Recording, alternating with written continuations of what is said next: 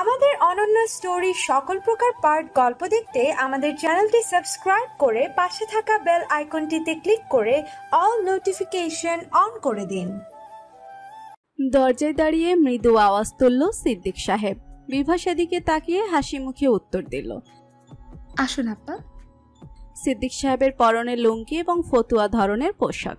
বিভা নিজের শ্বশুরের দিকে তাকিয়ে হাসার চেষ্টা করল। এতক্ষণ যাবৎ রুম জুড়ে হাঁটছিল সে। শ্বশুরকে বসতে বলে নিচে দাঁড়িয়ে রইল। সিদ্দিক সাহেবের নিজের পুত্রবধূর কথা মেনে বসলেন। সরল কণ্ঠে বললেন, নিচে যাইতেছি, তোমার কিছু লাগবো? কিছু খাইতে মন চায়, বলো, নিয়ে আস মনে। বিভা হাসল। এই মানুষটা সুস্থ হওয়ার পর প্রায় দিনে হাঁটতে বাহিরে যায়, অযথাই রাস্তা দিয়ে হাঁটে, বাজারে গিয়ে ঘুরে আসে। বিভা বুঝতে পারে যে এই শহরে মানাতে তার অসুবিধা হচ্ছে। গ্রামের মানুষ শহরে এসে সহজে মানিয়ে নিতে পারে না। গ্রামে এখানে ওখানে যাওয়া যায় এক নিমিষেই, শহরে তার ব্যবস্থা নেই। তাই তো এক ফ্ল্যাটে বন্দি থাকতে ভালো লাগে না বলেই বাইরে বাইরে ঘুরে আসে। সে নিয়ে তার শাশুড়ির সে কি রাগ! বিভা প্রেগনেন্ট হওয়ার পর থেকে যখনই বাইরে যায় এক প্রশ্ন করে। বিভা কিছু না বললেও এটা সেটা নিয়ে আসে। বিভা সেগুলো তৃপ্তি করে খায়। সে নিয়ে আবার মাহাতিরের রাগারাগি শুরু হয়। তবে নিজের অবচেতনে ব্যাপারটা বেশ উপভোগ করে বিভা। বিভা হাসি মুখে বলল, কিছু খাবো না আপা। সিদ্দিক সাহেব বিভার কথাটা শুনলেন। সে শুনল অথচ বুঝল। আপনার যা মনে হয় নিয়ে আইসেন। সিদ্দিক সাহেবের সামনে দাঁড়ানো মেয়েটার প্রতি অসম্ভব মায়া হলো। মেয়েটা অতিরিক্ত শান্ত প্রকৃতির, শান্ত হয়েও যথেষ্ট মিশুক। কি সুন্দর করে তার সাথে কথা বলে, গল্প করে, কি সুন্দর করে তৃপ্তি নিয়ে তার আনা খাবার খায়। বড্ড মায়া হয়। আগে ছেলের প্রতি মায়া হতো, এখন ছেলের বউ সেই মায়া নিয়ে গেল। কিছুদিন পর নাতি এসে নিয়ে যাবে। সিদ্দিক সাহেব উঠে দাঁড়ালেন, হাসি মুখে বলল, তোমার আম্মা ঘুমায়, আমি তাহলে যাই। বিভা মাথা নাড়ালো। সিদ্দিক সাহেব বেরিয়ে গেল। মানুষটা বেশ সহজ সরল। বিভার সাথে অত বেশি কথা না হলেও হয়, তবে মানুষটা বেশিরভাগ সময় অসুস্থ থাকে। বিভা মনে মনে দোয়া করে এই মানুষটা যেন সবসময় সুস্থ থাকে, তাদের মাঝে বেঁচে থাকে। মানুষটাকে আব্বা ডাকে বিভা, মন থেকে ভালোবেসে সম্মান নিয়েই ডাকে।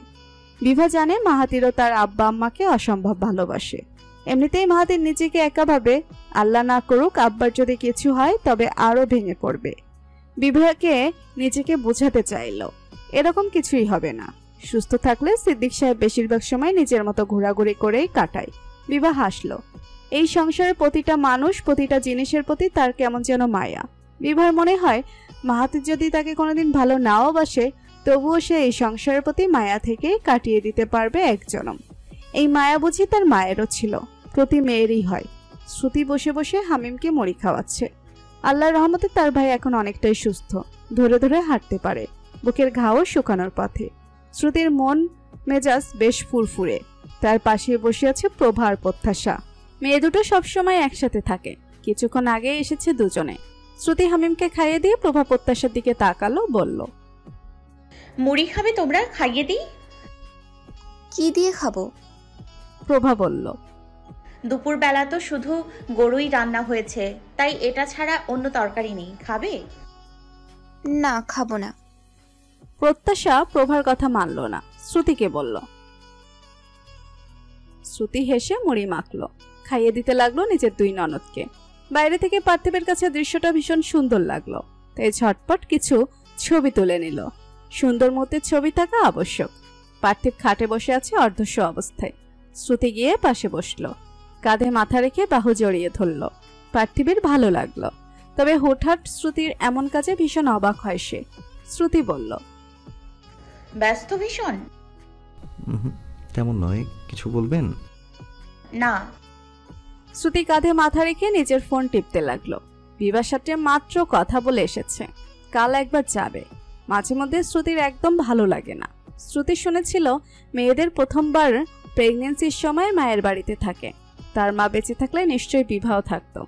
যদিও এটা একটা কথার কথা, স্বামী শাশুড়ি ভালো হলে শ্বশুর বাড়ি থেকেই যত্ন পাওয়া যায়।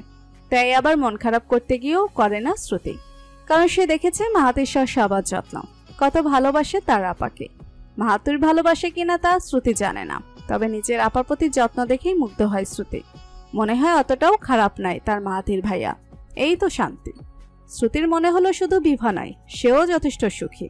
শুধু সুখী নয়, বাড়াবাড়ি রকমের সুখী। তার স্বামী ভালো, শ্বশুরবাড়ি ভালো, সবাই ভালো, সবাই তাকে ভালোবাসে। এইটা কি কম? শ্রুতির মনটা ধেই ধেই করে নেচে উঠল। তার আপা এবং সে এত ভালো বাড়িতে এলো কিভাবে? তার আপা তো ভালো, তাই না হয় সে ভালো একটা শ্বশুর বাড়ি পেয়েছে, কিন্তু সে তো তেমন ভালো নয়, তাহলে পেল কি করে? বেশ কিছুক্ষণ পর শ্রুতি হুট করে প্রশ্ন করল, পার্থিব, আমি বিয়ের পর আপনার সাথে অনেক খারাপ আচরণ করেছি, আপনার রাগ হয়নি? পার্থিব কাজ করতে করতেই বলল, না, হয়নি। কেন? রাগ হয়নি, রাগের কারণ জানার জন্য আগ্রহী হয়েছি। আপনি এমন কেন প্রতিনিয়ত সেটাই ঘুরতো মাথায়। এছাড়া ধীরে ধীরে যখন আপনার প্রতি অতিরিক্ত দুর্বল হচ্ছিলাম, তখন শুধু মনে হতো আপনি আমার প্রতি কবে দুর্বল হবেন। এত কিছুর ভিড়ে রাগের সময় হয়ে ওঠেনি। শ্রুতি পার্থিবের কাঁধে নিচের মাথা খসে পড়ল।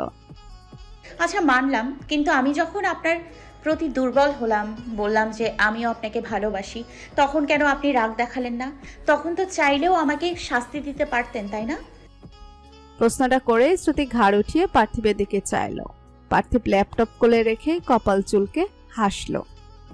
আপনার উপর রাগ করার ক্ষমতা আমার নেই শ্রুতি। রাগ উঠলেও তা দীর্ঘ সময় ধরে রাখার ক্ষমতা আল্লাহ আমাকে দেয়নি। এদিকে আমি ভীষণ রকমের দুর্বল, আর শাস্তি দিলে আপনি ভীষণ দুঃখ পেতেন। এমনিতেই এক রাত বাড়ির বাইরে থেকে যে শাস্তি হয়েছিল সেটাই আমার জন্য অনেক যন্ত্রণা ছিল। এর বেশি আমিও দিতে পারতাম না, আর দিলেও আপনি সহ্য করতে পারতেন না। আপনি এত সবল নন। কে বলেছে আমি সবল নই? আপনি জানেন সবাই বলে আমি অনেক শক্ত মনের অধিকারী। কিছুটা আত্মবিশ্বাস নিয়ে বলল শ্রুতি। ভুল বলে শ্রুতি, আমি তো বলবো কেউ আপনাকে জানেই না, কারণ আপনি উপরে উপরে যাই বলেন না কেন, আপনি ভীষণ রকমের দুর্বল একটা মেয়ে। শুধু চিৎকার চেঁচামেচি করলে কি শক্ত মনের হওয়া যায়? শ্রুতি চোখ পাকিয়ে বলল, আমি শুধু চিৎকার চেঁচামেচি করি? অবশ্যই, আপনি শুধু পারেন তিরিং বিরিং করে খেটে দিতে, কিন্তু ভেতরে ভেতরে প্রচন্ড রকমের দুর্বল আপনি। হাসি মুখে বলল পার্থিব। আপনাকে এত কিছু কে বলেছে? আমি বুঝতে পারি। এত বোঝা ভালো নয়। ওকে, বুঝবো না বেশি, তাহলে আসেন প্রেম করি। বলেই ল্যাপটপ রেখে হাত উঠিয়ে জড়িয়ে ধরল শ্রুতিকে। মাহাতির বিরস মুখে শুয়ে আছে। ভেতরে ভেতরে সে বেশ চিন্তিত। বিভার 8 মাস পড়ল। এ নিয়ে মাহাতির 2 বার ছুটির আবেদন করেছে, দেওয়া হয় নিয়ে। শেষবার যখন নিজেই গেল কথা বলতে, তখন ম্যানেজার গম্ভীর মুখে বলল, এখন অফিসে অনেক লোক মিস্টার মাহাব, এই সময়ে ছুটি মোটেও গ্রাহ্য হবে না। অফিসের কাজ কমলে আপনি টানা 2 মাসও ছুটি পেতে পারেন, কোনো রকম অতিরিক্ত সেবা ছাড়াই, তাও আবার। তবে এই মুহূর্তে তা কোনোভাবেই সম্ভব নয়। অতিরিক্ত সেবা বলতে বুঝিয়েছে ঘুষ। ম্যানেজার সাহেব কোনো কথা রাগ ঢাক রেখে বলে না, যা বলে সরাসরি বলে। মাহাতির ব্যাপারটা পছন্দ করে, তবে এখন তাও পছন্দ হচ্ছে না। বিরক্তিতে মুখ তেতো হয়ে গেল। তার চারপাশের সবাই তার সাথে এমন বেইমানি কেন করছে? সামনেই বিভা হাঁটাহাঁটি করছে, সেদিকে বুড়ো কুচকে তাকিয়ে রইল মাহাতির। বলল, সে কখন থেকে হাঁটছো তুমি? এত হাঁটার কি প্রয়োজন? এসে বসো পাশে। বিভা মুখ কুচকে বলল, এতক্ষণ বসে থাকা যায় শুনি? অতিরিক্ত বসে থাকা ভালো নয়, বাচ্চা পেটে বড় হয়ে যায়। মাহাতিরের কাছে ভীষণ আজব লাগলো কথাটা। সন্ধিয়ান কণ্ঠে বলল, আম্মা বলেছে।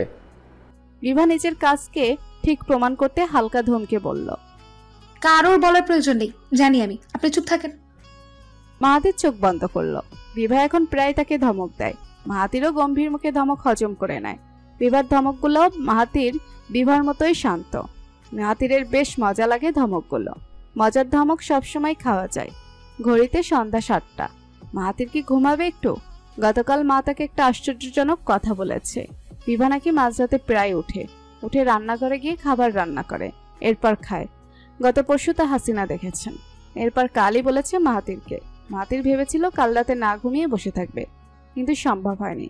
তার ঘুমিয়ে আসে মাঝরাতে। সারাদিনের ক্লান্তিতে কিছুই টের পায় না সে। এখন ঘুমালে আজ রাতে বসে থাকতে পারার সম্ভাবনা থাকবে। মাহাতির চোখ বন্ধ করলো। বিভা দেখলো মাহাতির চোখ বন্ধ করে আছে। ঘুমাচ্ছে নাকি? ঘুমাক একটু। বিভা বারান্দায় যেতে নিল। অমনি মাহাতির তড়াক করে উঠে বসলো। বড় বড় পা ফেলে চলে গেল বাইরে। মাহাতির যখন ফিরল, বিভা তখন বারান্দায়। এগিয়ে গেল সে। বিভার সামনে ফলের রস, স্যুপ, ফলের প্লেট রেখে বলল, দুপুরে নাকি খেতে পারোনি? এখন একটু কষ্ট করে খাও এগুলো।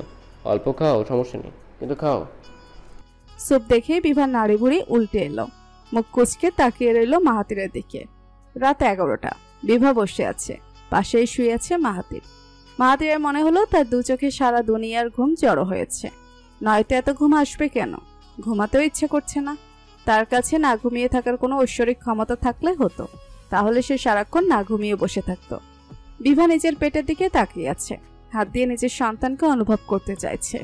আজকাল প্রায় বাচ্চাটা নড়চড় করে নিজের জানান দেয়। ব্যাপারটা তো ভালো লাগে বিভার। মনে চায় বাচ্চাটাকে কোলে তুলে আদরে আদরে ভরিয়ে তুলতে, কিন্তু তা সম্ভব নয়। আবার মাঝে মধ্যে এমনভাবে নড়চড় করে বিভার দুনিয়া অন্ধকার হয়ে আসে যন্ত্রণায়। বিভা মলিন হাসল। অযথা ভীষণ মন খারাপ হচ্ছে। আগের কথা মনে পড়ছে। তার মাও এমন সুখকর যন্ত্রণার মধ্য দিয়ে গেছে। কত কষ্টই না সহ্য করেছে। আগে না বুঝলে এখন ভালোভাবেই বুঝে বিভা। তবে তার পাশে তো সবাই আছে, কিন্তু তার মায়ের পাশে কেউ ছিল না ভরসা দেওয়ার। বিভার মনে পড়ল আমিন শিকদারের বলা একটি বাক্য, কালো মানুষ দেখলে আমার ঘৃণা লাগে। সে শ্রুতি কালো না হলেও শ্যামবর্ণের, তবু আমিন শিকদার তাদের সেভাবে আদর করত না। অবশ্য আদরের ভান করত। শ্রুতি কত ছুটতো আমিন শিকদারের পিছে পিছে কোলে ওঠার জন্য, কিন্তু সে তেমনভাবে আদর দিয়ে কোলে নিত না। বিভা আগেই বুঝতে পেরেছিল আমিন শিকদারকে, তাই তো নিজেই দূরত্ব তৈরি করেছিল তার সাথে। আচ্ছা, মাহাতিরও কি এমন হবে? বিভার মন খারাপের মধ্যে কেউ যেন ভীষণ যত্ন নিয়ে ঢেলে দিল যন্ত্রণা, চিনচিনে ব্যথা, যে ব্যথা বয়ে গেল শরীরের প্রতিটা শিরা উপশিরা দিয়ে। সে মাহাতিরের দিকে তাকিয়ে বলল, মাহাতির, আমার বাচ্চাটা যদি কালো হয় আপনি কি ভালোবাসবেন না? মাহাতির সবাই ভাবছিল কিছুক্ষণ ঘুমাবে, তবে বিভার এমন প্রশ্নে তার চোখ থেকে ঘুমেরা উড়াল দিল।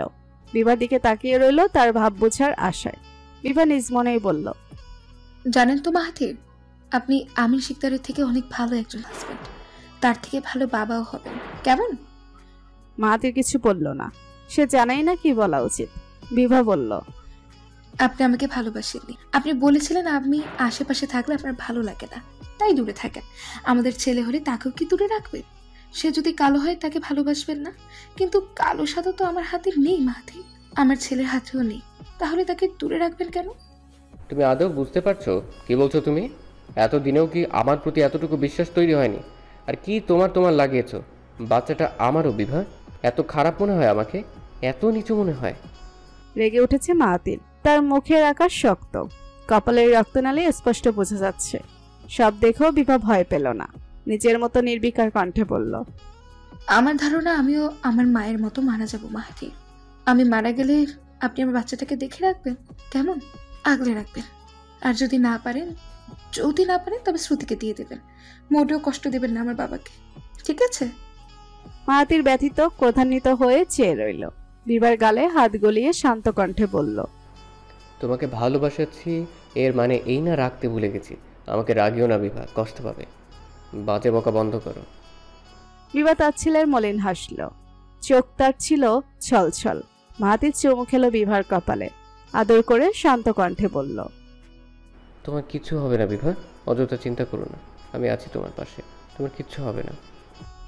বিভা নির্লিপ্তভাবে রইলেও মাহাতির নিজের কপাল ঠেকালো বিভার কপালে। আবিষ্ট হয়ে বলতে লাগলো, এখন আমাদের দুজনকে উজাড় করে ভালোবাসা বাকি। এখন আমাদের মাহাতিমকে পৃথিবীর আলো দেখানো বাকি। এখনও আমাদের দুষ্টু মিষ্টি সংসার করা বাকি। এখন আমাদের মেহরিমার মা বাবা হওয়া বাকি। এখন আমাদের অনেক পথ একসাথে পাড়ি দেওয়া বাকি বিভা। এখন আমার তোমাকে তোমার মতো করে পাওয়া বাকি। এত কিছু বাকি রেখে তুমি কোথাও যেতে পারবে না, আমি দেব না। মাহাতির হঠাৎ করে চোখ খুলে উঠে বসলো। হাত বাড়িয়ে ফোনের আলো জেলে দেখলো 3:56। এ সময় নিজের ঘুম ভাঙার কোনো অর্থ মাহাতির বের করতে পারল না। তবে লুকায়িত একটি অর্থ বের করা যায়। সে ঘুমের আগে অনেকবার চেষ্টা করেছিল না ঘুমাতে। চেয়েছিল আজ সে জেগে থাকবে, বিভাকে খাবার তৈরি করে দিবে। মাহাতিরের ধারণা তার নিয়তের কারণে সৃষ্টিকর্তা তার ঘুম ভাঙিয়ে দিয়েছে। নিয়ত খুব মূল্যবান একটি বস্তু। নিয়তের ওপর কিছুই নেই। মাহাতির তাকিয়ে দেখলো পাশে বিভা নেই, যার অর্থ আম্মার বলা কথা সত্য। বিভা আসলেই রাতে উঠে পড়ে। মাহাতির নেমে পড়লো খাট থেকে। বিভার সামনে 7টা তেলের পিঠা, আরো 3টা ছিল, সেটা সাবার করে দিয়েছে। 8 মাসের পড়ার পর থেকেই ক্ষুধা বেড়ে গেছে তার, যখন তখন খেতে ইচ্ছে হয়।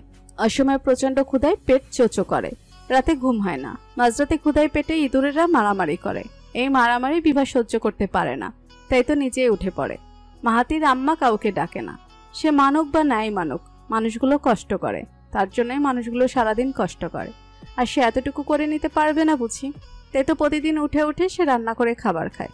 প্রতিদিন অবশ্য রান্না করতে হয় না, যেদিন ঘরে রান্না করা তরকারি থাকে সেদিন তাই দিয়ে সে পেট ভরে ভাত খায়, আবার না থাকলে নিজেই রান্না করে। আজ ভীষণ পিঠে খেতে ইচ্ছে করছিল, তাই তো বানিয়ে ফেলল। মানিকগঞ্জে এই পিঠাকে বলা হয় তেলের পিঠা। বিভা আরেকটা মুখে নিয়ে খেতে লাগলো, মনে হলো এই খাবারটা ভীষণ ভদ্র একটা খাবার, কি সুন্দর মিষ্টি মজা। অভদ্র খাবার অবশ্য হয় না, তবুও যে খাবার খেতে কষ্ট সেটাকে বিভা অভদ্র খাবার বলে গণ্য করে। অভদ্র খাবারের তালিকায় টক জাতীয় খাবার রাখা যেতে পারে, মিষ্টি খাবার খাওয়ায় কোনো কষ্ট নেই, মুখে পুরো আর খাও। আগে বিভা এত মিষ্টি পছন্দ করতো না, তবে ইদানিং বেশি খাওয়া হচ্ছে। আম্মা বলেছে মেয়ে হলে নাকি টক খেতে ইচ্ছা করে, ছেলে হলে নাকি মিষ্টি খেতে ইচ্ছা করে। কথাটা হয়তো বা সত্য, তার প্রমাণ জলজান্ত বিভা। বিভা একটা আস্ত পিঠা নিজের দুগালে ঢুকিয়ে আরামে চিবোচ্ছে, কিন্তু আরামটা আর রইল না। তার টেবিলের সামনেই মাহাতির দাঁড়ানো। দৃষ্টির ভাষা বিভাকে এখানে এইভাবে মাহাতির তাকে আশা করেনি, কিছুটা অবাক হয়েছে সে। বিভা মাহাতিরের থেকে চোখ সরিয়ে নিল, তখন তার মনে হলো তার দুগাল ভর্তি পিঠা। শুধু তাই নয়, তার হাতেও একটা আগ খাওয়া পিঠা। বিভা একবার মাহাতিরের দিকে তাকিয়ে হাতের পিঠা প্লেটে রেখে দিল, এরপর মাথা নিচু করে ভীষণ লজ্জার সাথে পিঠা চিবুতে লাগলো। তার অঙ্গভঙ্গি তার সাথে বেইমানি করে প্রকাশ করে দিল যে সে ভীষণ লজ্জা পাচ্ছে। অঙ্গভঙ্গির সাথে বন্ধুত্ব করে নিল মুখভঙ্গিও। মাহাতির ততক্ষণে চেয়ার টেনে বিভার সামনে বসেছে। মাহাতির তার ভেতরে সবটুকু আদর ঢেলে বলল, আমাকে ডাকতে পারতে পাগলি, আমি মানিয়ে দিতাম। বিভার মুখের পিঠা তখনও শেষ হয়নি, দাঁতগুলো তার সাথে দুষ্টমি করে পিঠা চিপুচ্ছে না। বিভা কিছু বলল না। মাহাতির বলল, পায়ে পানি এসেছে তোমার, শরীর তেমন ভালো না, এই সময় রান্নার ধোয়া গায়ে লাগানো ঠিক। আমাকে বললেই হতো, হয়তো পারফেক্ট হতো না, কিন্তু তুমি ইনস্ট্রাকশন দিতে, সেই অনুযায়ী না হয় বানাতাম। বিভা এবারেও নিরুত্তর। বিভার পিঠা ভর্তি ফুলো গাল টিপে দিল মাহাতির, মুচকি হেসে বলল, হ্যাঁ, ক্ষুধা মিটেছে। বিভা দুপাশে মাথা নাড়ল, যার অর্থ মিটেনি। মাহাতির মাথায় হাত বুলিয়ে দিল, প্লেটের দিকে তাকিয়ে বিভার দিকে তাকালো। বিভার মুখের পিঠা ততক্ষণে শেষ। মাহাতির হাত বাড়িয়ে পানি ভরে গ্লাস এগিয়ে দিল বিভার দিকে। বিভা পানি খেয়ে সরল কণ্ঠে বলল, আরেকটা খাবো আমি। বলেই হাতে তুলে নিল একটা পিঠা। কামড় বসিয়ে চোখ তুলে মাহাতিরকে দেখে বিভা একটা অভাবনীয় কাজ করে বসলো। নিজের অর্ধ খাওয়া পিঠা এগিয়ে দিল মাহাতিরের দিকে, বলল, খাবেন? উস্কো খুস্কো চুলের অগোছালো মাহাতিরের লালাপ চোখ দুটো জলজল করে উঠল। তবে সম্মতির আগেই বিভা বলল, সরি। বলেই তার হাতের পিঠা রেখে নতুন আরেকটা পিঠা তুলে নিল। মাহাতিরের দিকে এগিয়ে দিলে মাহাতির শান্তভাবে বিভার হাতের পিঠা আগের জায়গায় রেখে অর্ধশেষ পিঠাটা বিভার হাতে তুলে দিল। এরপর মাথা নিচু করে কামড় বসালো। কামড় বসিয়েই চোখ তুলে তাকালো বিভার দিকে। কি গভীর চোখ! বিভা তাকাতে পারল না, নামনা চানা ভালো লাগায় লজ্জায় চোখ নামিয়ে নিল। শ্রুতির নিজের উচ্ছ্বাস চেপে রাখতে পারছে না। ফোন করে বিভাকে জানিয়েছে, পার্থিবকে জানিয়েছে, বাড়ির সবাইকে বলেছে। হামিম আজ নিজ পায়ে হেঁটে তার ঘরে এসেছে। হালকা কষ্ট হয়েছে, তবে পেরেছে। ব্যাপারটা সাধারণ হলেও শ্রুতি বিভার কাছে ভীষণ খুশির একটা মুহূর্ত। বিভা শুনে অনেক খুশি হয়েছে, শ্রুতি নিজেও বেশ খুশি। ঘটনাটা ঘটেছে সকালে, অথচ তার খুশি রাতেও কমেনি, উল্টো দ্বিগুণ বেড়েছে। পার্থিব শ্রুতির খুশিটা বেশ উপভোগ করছে। মেয়েটার হাসি মুখ দেখলে আলাদা প্রশান্তি কাজ করে বুকে। শ্রুতি পার্থিবের দিকে তাকালো। পার্থিব তার পাশেই শুয়ে আছে, দৃষ্টি শ্রুতির মতোই উপরে। শ্রুতি এগিয়ে পার্থিবের হাত মেলে বাহুতে নিজের মাথা রাখলো। ভালো লাগে আপ্লুত হয়ে বলল, আমাদের জীবনে কি সুন্দর সব ভালো ঘটছে, তাই না পার্থিব? সব ভালো হচ্ছে আল্লাহর রহমতে। আল্লাহ আমাদের সব কষ্ট দূর করে নিচ্ছে। আমি চারদিকে তাকালে শুধু খুশি আর খুশি দেখতে পাই। আর আপনার খুশি দেখে আমি শান্তি পাই। শ্রুতি পার্থিবের কথার বিপরীতে কিছু বলল না। এই মানুষটা এত সুন্দর করে কথা বলে, এত ভালোবাসে তাকে, মাঝে মধ্যে ভীষণ লজ্জা লাগে, আফসোস হয়। মনে হয় মানুষটা আরো বেশি ভালোবাসার যোগ্য, যা শ্রুতি দিতে পারছে না। শ্রুতি এগিয়ে গিয়ে পার্থিবের গালে সময় নিয়ে চুমু খেল। কৃতজ্ঞতার সাথে ভালোবাসার সংমিশ্রণ ঘটিয়ে বলল, থ্যাংক ইউ পার্থিব, থ্যাংক ইউ সো মাচ। কেন? পার্থিব এক হাতে শ্রুতির কোমর জড়িয়ে পড়ল। সব কিছুর জন্য, আমাকে ভালোবাসার জন্য, আমার পাশে থাকার জন্য। আপনি না থাকলে এত কিছু হতোই না। শ্রুতির অজানা কারণে ভীষণ খুশি লাগছে। চারদিক রঙিন মনে হচ্ছে, ক্যাঙ্গারের মতো লাফাতে ইচ্ছা করছে। এত খুশির কারণ শ্রুতি জানে না, জানতেও চাইছে না। মাঝে মধ্যে অজানা কারণে খুশি হওয়া ভালো। শ্রুতি তাকিয়ে দেখলো পার্থিব ভীষণ মনোযোগ দিয়ে তাকিয়ে আছে তার দিকে। শ্রুতি পার্থিবের কপালে চুমু খেলেও বলল, আমার জীবনে এত এত খুশির অছিলা হয়ে আসার জন্য আপনাকে আপনার মহারানীর হৃদয়ের অন্তঃস্থল থেকে ভালোবাসা জানাই মহারাজ। আপনি কি সেই ভালোবাসা গ্রহণ করতে ইচ্ছুক? পার্থিব শ্রুতির গলায় নিজের মুখ আড়াল করে বলল, একদম ইচ্ছুক নই। আমিন সাহেব নির্লিপ্ত মুখে টিভি দেখছেন। চেহারা দেখে তার মন বোঝার উপায় নেই। সাধারণভাবেই টিভি দেখছেন গত 40 মিনিট যাবৎ। তবুও এখন যদি তাকে জিজ্ঞেস করা হয় যে গত 40 মিনিটে যা দেখলেন তার সারমর্ম বলুন, আমিন সাহেব নিশ্চিত সে কিছুই বলতে পারবে না। কারণ বলার জন্য শোনার প্রয়োজন। শুধু তাকিয়ে থাকলেই কথা নিজ পায়ে হেঁটে তার মস্তিষ্কে চলে যাবে না। গত 40 মিনিটে সে কিছুই শোনেনি, শুধু তাকিয়েছিল। কেন ছিল, কেন শোনেনি তা সে নিজেও জানে না। তবে শুধু শুধু তাকিয়ে থাকার মানে হয় না। আমিন সাহেব উঠে পড়লেন। টিভি বন্ধ করে কি করবেন ভেবে পেলেন না, তাই আবারও এসে সোফাতেই বসলেন। 1.5 ঘন্টা আগে সে বাড়িতে প্রবেশ করেছে। হাত মুখ ধুয়ে কিছু নাস্তা সেরে এরপর বসেছেন টেলিভিশনের সামনে। তাতেও মন বসছে না। শাহিনা, তার ছেলেরা কেউ বাড়িতে নেই। আমিন সাহেবের হঠাৎ মনে হলো তার ছেলে। ভেতর থেকে উত্তর এলো, না, তার সৎ ছেলে। আমিন সাহেব সেই উত্তরে মেনে নিলেন। ওরা সবাই কোথায় গেছে তা আমিন সাহেব জানে না, অবশ্য জিজ্ঞেসও করেনি। প্রায় যায় কোথাও। এ নিয়ে তার কোনো কালেই মাথা ব্যথা কিংবা দুঃখ ছিল না, আজও নেই। তবে আজ কেমন যেন লাগছে। সারা বাড়িটা ফাঁকা, শুনশান নীরবতায় ঘেরা। আমিন সাহেব সোফায় বসে পানি খেতে লাগলো।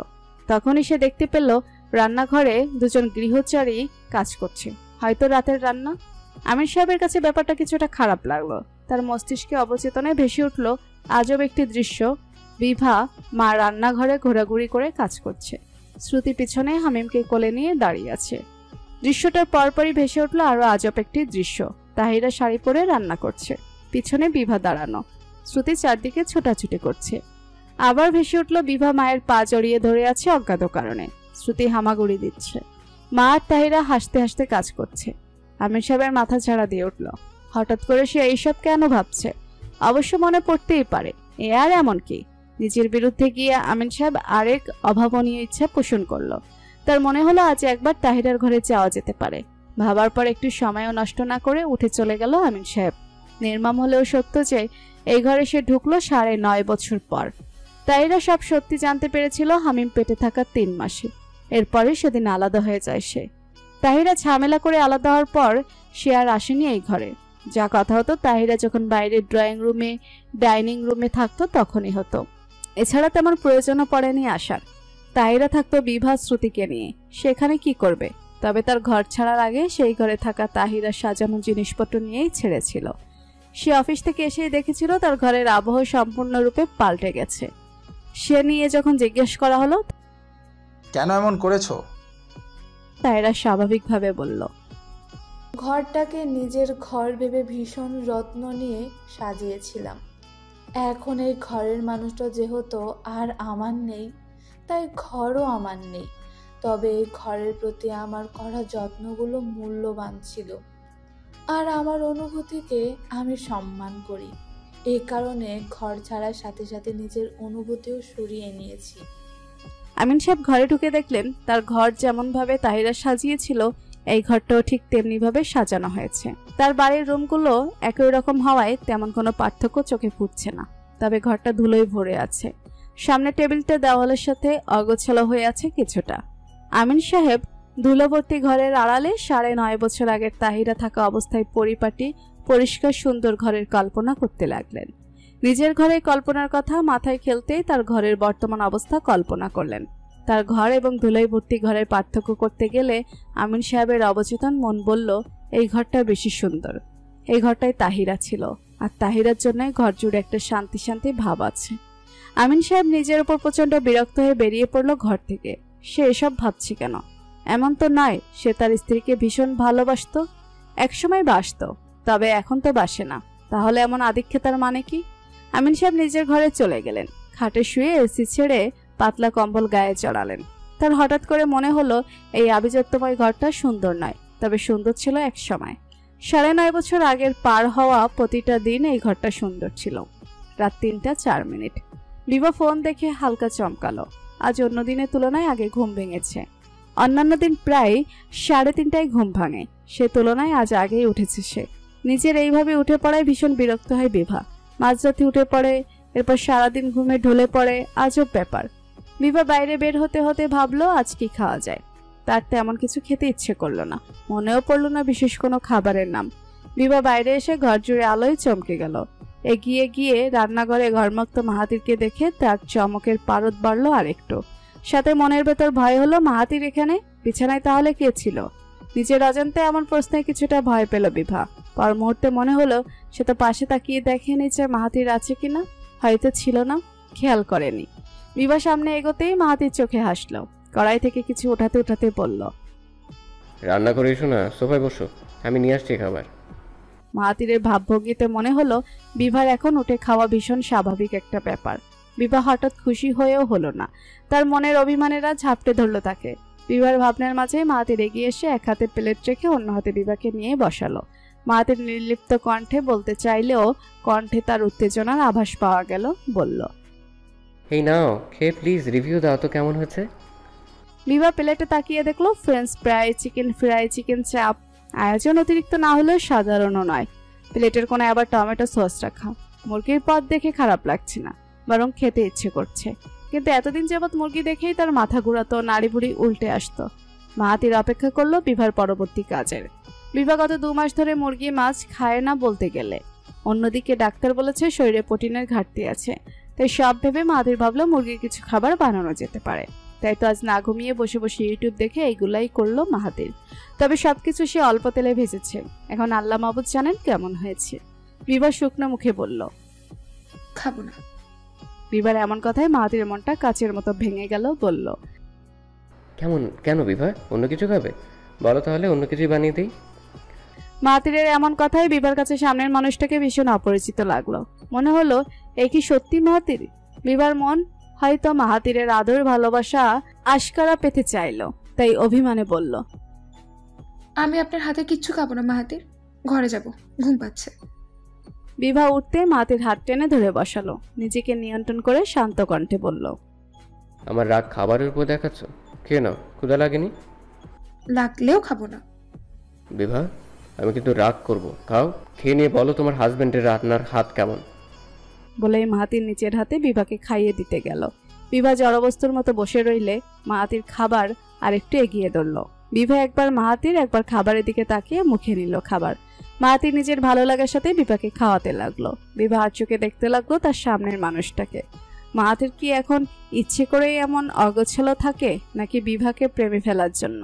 নির্লিপ্ত মুখভঙ্গি ও কি সুন্দর। বিভা চোখ সরিয়ে মাহাতিরের হাতের দিকে নিতেই তার দৃষ্টি সেখানে স্থির হয়ে রইল। মাহাতির আবার খাওয়াতে গেলে বলল, এখানে কি হয়েছে? মাহাতির সেদিকে একবার তাকিয়ে উত্তর দিল, গরম তেল ছিটকে এসেছিল। মাহাতিরের নির্বিকার কণ্ঠের কথা বিভা সহ্য হলো না, আর তার হাতে থাকা ছোট্ট বলের মতো 2টো দাগও সহ্য হলো না। চোখ ঝাঁপিয়ে শুরু হলো অশ্রুপাত। মাহাতির বিভার চোখে পানি দেখে হঠাৎ করে থমকে গেলেও ভাঙা মনের কাছে যেন ভালো লাগার এসে ফুল ফুটিয়ে দিল। মাহাতিরের মন ভালো হয়ে গেল এক নিমেষেই। নিজের স্ত্রীর কান্না তাকে প্রমাণ করে দিল সে তার স্ত্রীর কাছে কতটা মূল্যবান। তার মনে হলো তার এতক্ষণের কষ্ট সার্থক। মাহাতির প্লেট নামিয়ে ঠোঁটে হাসি ফুটিয়ে এক হাতে জড়িয়ে ধরল তার মাহতিমের আম্মুকে। মাহাতিরকে আরেক ধাপ থমকে দিয়ে বিভা মাহাতিরের বুকে পড়ে গেঞ্জি আঁকড়ে ফুফিয়ে উঠল। পরিস্থিতি কিছুটা বিষণ্ণ হলেও মাহাতিরের মনে হলো এর চেয়ে সুখকর কিছু হতে পারে না। সুখের সময় হয়তো দীর্ঘদিন স্থায়ী হয় না, কিংবা আমরা সুখ উপভোগ করি বলে সুখের সময় কোথায় দিয়ে চলে যায় ধরতে পারি না। বিভার কেবিনে দাঁড়িয়েছে মাহাতির, শ্রুতি পার্থিব। শ্রুতি গাল থেকে চোখের পানির দাগ শুকায়নি, অথচ সেই দাগের ওপর দিয়েই আবার নতুন করে অস্ত্রপাত হতে লাগলো। গতকাল শ্রুতি গেছিল বিভাদের বাসায়। বিভার 9 মাসের বেশি দিন বাকি নেই, তাই শ্রুতি ভেবেছিল এই সময়টাতে সে থাকবে বোনের পাশে। সারা সকাল ভালো কাটলেও রাত 9টার দিকে বিভার পেটে যন্ত্রণা শুরু হয়। বিভা চিৎকারের যন্ত্রণায় শ্রুতি ভয় পেয়ে হাসিনাকে ডেকে আনলে হাসিনা বলে প্রসবের ব্যথা কখনো কখনো 9 মাসের আগে কিংবা পরেও হয়। বিভার ব্যথা উঠেছে শুনে শ্রুতির হাত পা অবশ লাগতে শুরু হলো। তবে ভাগ্য বোধহয় সহায় ছিল, তাই তো মাহাতির তখনই অফিস থেকে ফিরেছে।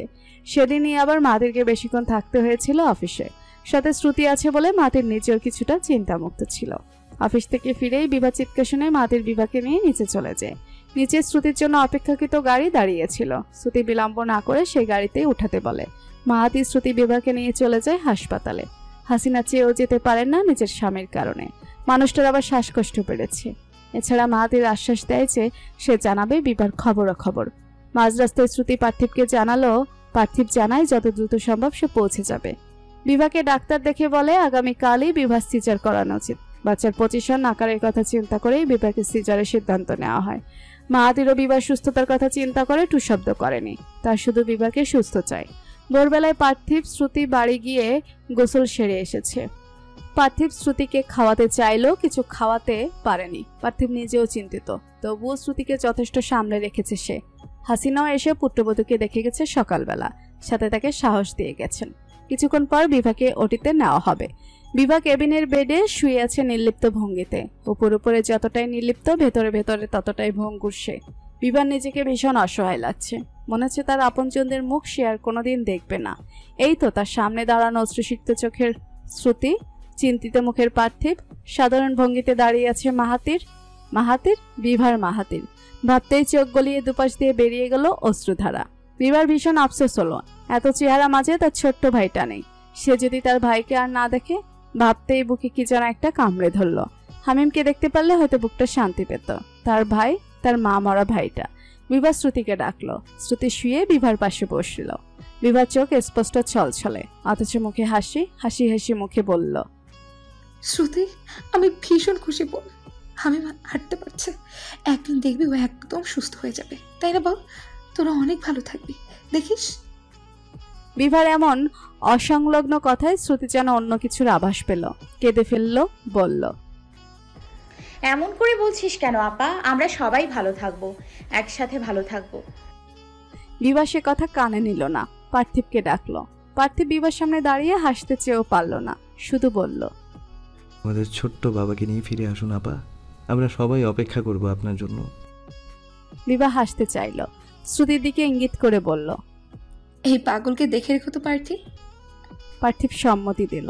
পার্থিব বুঝলো বিভা এবার হয়তো মাদেরকে কিছু বলবে। পরিস্থিতি বুঝে শ্রুতিকে নিয়ে বাইরে গেল সে। বিভা চোখ বন্ধ করলো। মাহাতিরকে সে কি বলবে? সে যে এই মানুষটাকে কতটা ভালোবাসে তা কি বলবে? বিভা বলল, এদিকে আসুন। মাহাতির এগিয়ে এলো। সে যে কতটা ভয়ে আছে বিভা কি বুঝতে পারছে? তার বুকের হৃদযন্ত্র যে এত জড়ো বাজছে তা কি বিভা শুনতে পাচ্ছে? মাহাতির নিচু হলো। সে বিভার চোখের দিকে তাকাতে চাইছে না। মাহাতির তাকালেই যদি বিভা তার চোখের ভাষা পানি দেখে ফেলে। বিভা বলল, ভয় পাচ্ছেন মাহাতির? মাহাতির এতদিন ধরে বিভার মুখে ডাকটা শুনেও বুকটা কেমন যেন ধক করে উঠল। এতদিন যাবৎ মাহাতির চাইতো বিভা তার সাথে কথা বলুক। আর যখন বিভা কথা বলছে, মাহাতিরের মনে হলো তার শব্দ ভাণ্ডারে কোনো শব্দ বহাল নেই। বিভা মাহাতিরের গালে হাত রাখলো। ভীষণ যত্ন করে মাহাতিরকে ছুঁয়ে বিভা বলল, মুখটা শুকিয়ে গেছে আপনার। রাতে সকালে আমার জ্বালে কিচ্ছু খেতেও পারেনি, তাই না? এত চিন্তা করছেন কেন বলুন তো? আমি ওটিতে গেলেই খেয়ে আসবেন, কেমন? আমি জানি আপনার ক্ষুধা সহ্য হয় না। মাহাতিরের চোখের পাতা কেঁপে উঠল। বিভা এইভাবে কথা বলছে কেন? তার ভীষণ অসহায় বোধ হলো। মনে হলো এই দুনিয়াতে তার থেকে নিঃস্ব কেউ নেই। মাহাতির নিচের কাপা হাত বিভার মাথায় বুলিয়ে দিয়ে বিভা চোখ বন্ধ করে নিল। চোখ বন্ধ করতেই খুব মায়ের কথা মনে পড়ল, দাদির কথা মনে পড়ল। বিভার মনে পড়ল নিজের বাবার বিশ্বাসঘাতকতার কথা। আচ্ছা, সে যদি না ফিরে আসে তবে কি মাহাতির বিশ্বাসঘাতকতা করবে? একদম তার বাবার মতো। বিভার মনে হলো কখনো মাহাতির এমন করবে না, সে এমন হতেই পারে না। আবার মনে হলো সে তো আমিন শিকদারকেও বিশ্বাস করত, কিন্তু আমিন শিকদার তো বিশ্বাসের মর্যাদা রাখেনি। মাহাতিরও যদি না রাখে, রাখবে না কেন? অবশ্যই রাখবে, কারণ সে জানে মাহাতির তাকে ভালোবাসে, ভীষণ ভালোবাসে। নার্স এসে বিভাকে নিয়ে যেতে চাইল। সময় হয়ে গেছে। অগত্যা মাহাতিরও আর কিছু বলতে পারল না। বিভার হাত ধরে সেও বিভার সাথে সাথে হাঁটতে লাগলো। সামনেই দুজন নার্স বেডটাকে টেনে নিচ্ছে। মাহাতির নিচু হয়ে বলল, আমার তোমাকে ভালোবেসে মন ভরেনি বিভা। মাহাতিমকে নিয়ে ফিরে আসো, দুজন একসাথে ভালোবাসতে চাই আমি। অনেক ভালোবাসবো তোমাদের, দেখো তুমি। মাহাতিরের কথায় বিভার চোখ থেকে উত্তপ্ত অশ্রু গড়ালো। নিজের সন্তানের কথা চিন্তা করে মনের খারাপ ভাবনা থেকে শেষবারের মতো বলল, আমার ছেলের খেয়াল রাখবেন মাহাতির, ওকে মোটেও কষ্ট দেবেন না। বলতে বলতেই চোখ গেল দূরে দাঁড়ানো শ্রুতি পার্থিবের দিকে। তাদের দেখে মাহাতিরের মুখ দেখে হাসি মুখে চোখ বন্ধ করলো বিভা। সে বুঝলো তাকে অপারেশন থিয়েটারে ঢুকানো হলো। ইস, বড্ড ভুল হলো। আফসোস হচ্ছে ভীষণ। মাহাতিরকে ভালোবাসি বলা হলো না, একবার বললেও তো পারত। আর যদি না বলা হয়? সে দুদিন আগেই সংবাদে শুনেছিল একজন মা দুজন সন্তান জন্ম দিয়ে মারা গেছে। সেও যদি মারা যায় তার মায়ের মতো, তাহলে ভালোবাসিটা বলে দিলে হয়তো এত আফসোস হতো না। অপারেশন থিয়েটারের দরজা বন্ধ হতেই শ্রুতি স্তব্ধ হয়ে গেল। মনে হলো 9 বছর আগে যেভাবে দরজা বন্ধ হয়েছিল ঠিক একইভাবে দরজা বন্ধ হলো। চোখের সামনে ভাসতে লাগলো নিজের মায়ের মুখ। চোখ গলিয়ে পড়তে লাগলো অশ্রুধারা। পার্থিবের দিকে ঘুরে জড়বস্তুর মতো বলতে লাগলো, আমি বুঝে গেছি সব। আপা বাসে না পার্থিব, আপা আর বাসবে না। আমার মা আসেনি, আপাও আসবে না। আপাও চলে গেল আমাকে ছেড়ে। পার্থিব গম্ভীর চোখে দেখলো শ্রুতির ঠোঁট ভেঙে নাক ফুলিয়ে ভীষণ যন্ত্রণায় কান্না গেলা কথাগুলো। পার্থিব শ্রুতিকে বুকে নিয়ে সান্ত্বনা দেওয়ার চেষ্টা করলো। শ্রুতির কানে ধীর কণ্ঠে বলল, চুপ, একদম চুপ। আপা আসবে। আপনি না আমাকে বিশ্বাস করেন? এবার একটু করেন শ্রুতি, আপা সত্যিই আসবে। থাই গ্লাস দিয়ে বাহিরে তাকিয়েছে মাহাতির। চারপাশে কত মানুষ, অথচ ভেতরটা কেমন ফাঁকা ফাঁকা লাগছে। ভাগ্য তেমন ভাবে তাকে কখনো জিতিয়ে দেয়নি, আবার হারিয়েও দেয়নি, মাঝামাঝি পর্যায়ে রেখেছে। তার এই পরিস্থিতির মাঝামাঝি কি হতে পারে? মস্তিষ্ক বলল মাঝামাঝি তখনই হবে যখন একজন বেঁচে যাবে, অন্যজন মারা যাবে। কথাটা ভাবতেই পা জোড়া কেমন কেঁপে উঠল। আর দাঁড়িয়ে থাকা যাচ্ছে না, দুর্বল লাগছে ভীষণ। থাই গ্লাসে নিজের হাত রেখে মাথা নিচু করে বদ্ধ চোখে বাহাতির নিজ মনে বলল, আমি ভবিষ্যতের সকলের জিতের বিনিময়ে এইবার জিততে চাই। বিভাকে চাই, আমার সন্তানকে চাই। আমাদের জিতিয়ে দিন আল্লাহ। বাকিটা জীবন না হয় হাসি মুখে হার মেনে নিব।